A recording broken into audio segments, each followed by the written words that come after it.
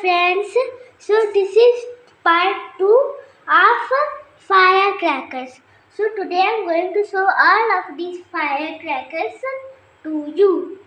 So let's open the first one. So here is our firecracker, but we have to do this.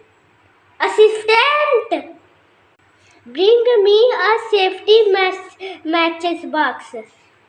So now I'm just gonna do like this. You didn't see that.